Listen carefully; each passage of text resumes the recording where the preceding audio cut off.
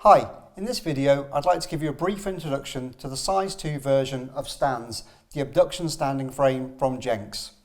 Standz size 2 has been designed based off feedback from clinicians around the world who've really taken to the size 1 and have requested a size 2 version. We keep the same clinical principles that we held true with the size 1, which is allowing children who need the ability to stand with a degree of abduction to access a standing frame that allows for this. Standz size 2 still offers the 3-in-1 variant, where we can position the children in either a prone, supine or upright position with a leg abduction range of 0 to 30 degrees. Because we're looking at standing children who are taller or may have a greater body mass, we've introduced some new features on the size 2 that we hope will address some of the challenges of working with adolescents and young adults. We've managed to keep the same aesthetic that we developed for size 1 to complement the family of standing products and now offer a market-leading range of growth and adjustment that keeps that simplicity of tool-free adjustments where appropriate and introduces the size 2 to the family of standing frames. Some of the critical differences are in the accessories that we offer. So where I am at the moment, you can see that we have the tray padding, which allows for a nice soft point of contact for those children who may do significant weight bearing through their arms and where there's risk of bruising against a firmer surface. If I remove the tray padding, we can also see that with the size 2 we have the option for a tray with a bowl. So this allows us to work on the therapeutic action of hands to midline and allowing those children to have activities to do whilst they're utilising the product. And on the back we also have the padded elbow wings for where children may be weight bearing down through the bony prominences of their elbows. As with size 1, we've kept the modularity of the product so that each of these features is an accessory that you can either choose to have on the product or not to have. So we've still kept that complete configurability. Now I've removed the tray, we can see we've actually got some new features that are exclusive to the size 2. These are the addition of being able to use one of the Jenx waistcoat harnesses. So this enables us to enhance the shoulder girdle position of children when they're using the product in the supine application. And we can use that in conjunction with the new shoulder protractors that fit onto the shoulder pad. And these allow for us to encapsulate that shoulder girdle and promote that midline hand activity. There are 2 sizes of the shoulder pad. This is the larger one and we need to utilise this accessory if we want to get the full range of growth from the product.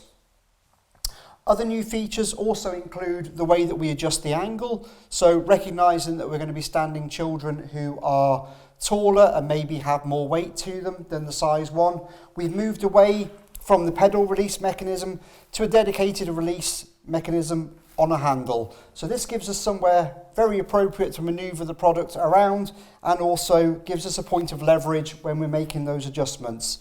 Now, true to our values of making sure that the children who use the product are always safe, we've gone for a handle with an anti-tamper mechanism so that we can't accidentally see that child having that lever released. So if I was just to pull on the handle, you'll see that it locks, but if I release the safety mechanism first, you'll see I've now got control and the ability to bring that product down to the horizontal position.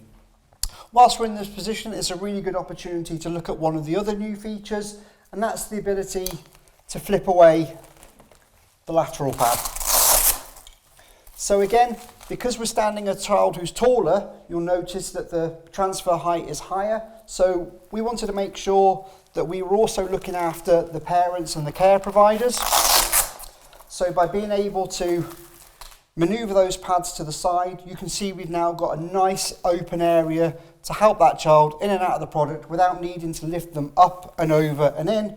And then when we're happy with the position we've achieved, we just simply return the lateral pads back to the correct position, attach our rotation straps, and attach the safety buckle. We'll return to the upright position. And And you'll be able to see here that on the trunk for support we have the flexilaterals. So again, this is a feature that we've had on the multi-stander and the supine for quite some time, and listening to market feedback was that people would like to have this option to utilise on the Standz, so we've introduced this on the size 2. There's a number of common accessories that we transfer over from the size 1 Standz. Those are things like the sandals, the knee supports, although we do have some size 2 variants of straps and the multi-axis knee support. We've increased the range of adjustment on the straps to allow for a larger child, and obviously there were some of the new accessories with the tray, with the ability to have the elbow blocks, the padding and the tray with a bowl. Similar to the size 1 Standz, we offer that 0 to 30 degrees of overall abduction for each leg, but slightly differently is that on the size 1 it's a wing knob to clamp that arc of movement.